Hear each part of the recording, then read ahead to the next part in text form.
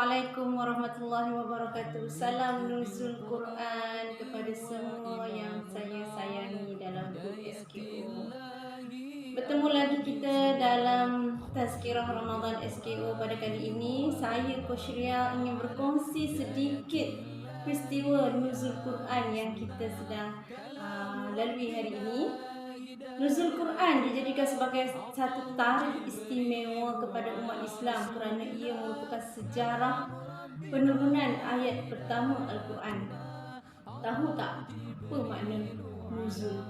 Nuzul itu bermakna turun atau pindah dari atas ke bawah. Apa yang dipindahkan tu?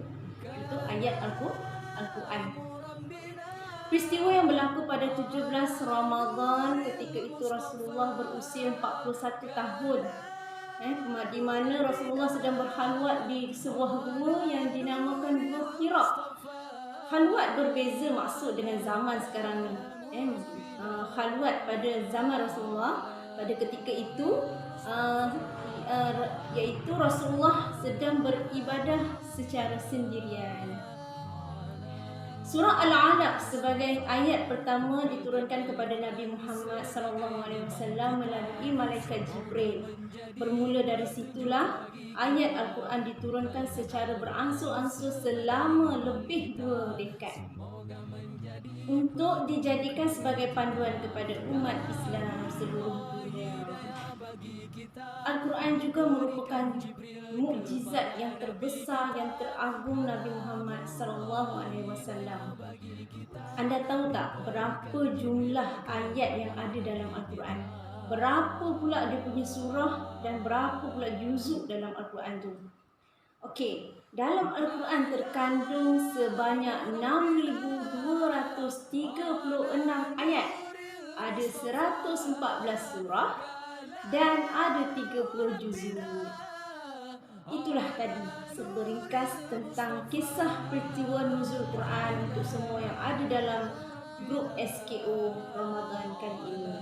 Secara ringkas saja Okey.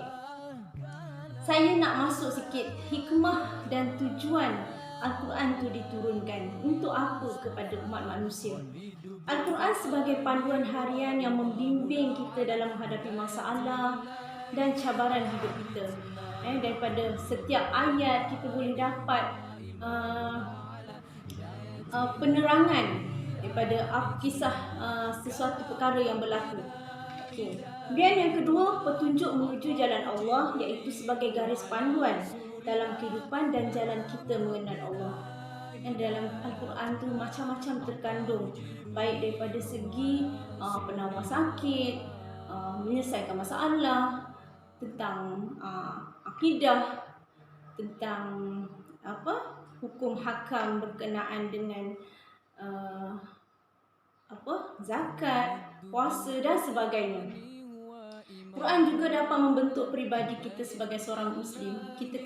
Bila kita kaji Al-Quran tu, tak secara langsung daripada penafsiran ayat Al-Quran tu sendiri, kita dapat menyelami, menghayati dan cuba membaiki diri kita sebagai seorang Muslim untuk menjadi lebih baik lagi.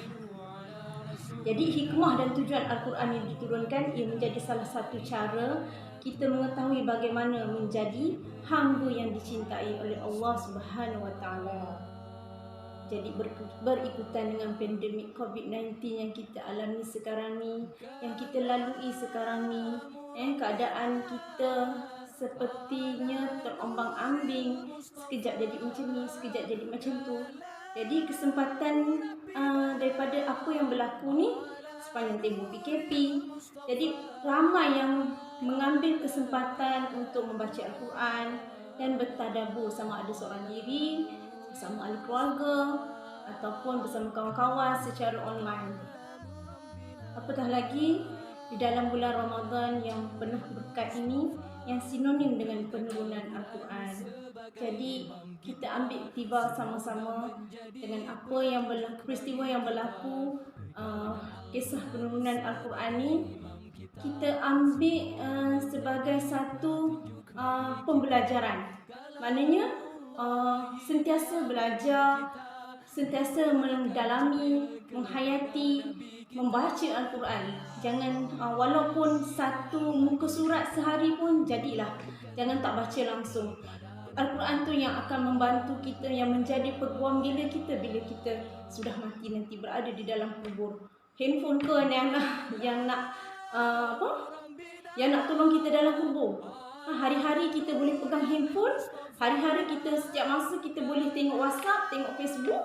Apa kata kita ubah, peruntukkan masa kita juga untuk membaca Al-Quran.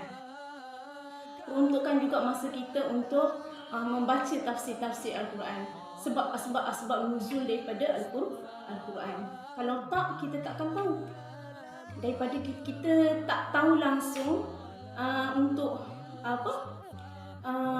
kalau kita tak tahu berkenaan dengan tajwid sungguh pun, tapi kita baca, kita pun dah dapat pahala.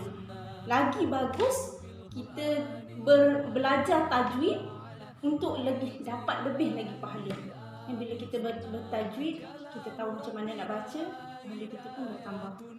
Okey, jadi sekarang ni sama-sama kita memanfaatkan Ramadan Al-Karim ni untuk mempelajari Al-Quran. Perbanyakkan lagi membaca Al-Quran. Tapi jangan stop dekat Ramadan ni saja. Kita teruskan sampai bila-bila membaca Al-Quran sebagai rutin harian kita setiap hari. Cintailah Al-Quran. Cintai diri, cintai Allah. Assalamualaikum warahmatullahi wabarakatuh.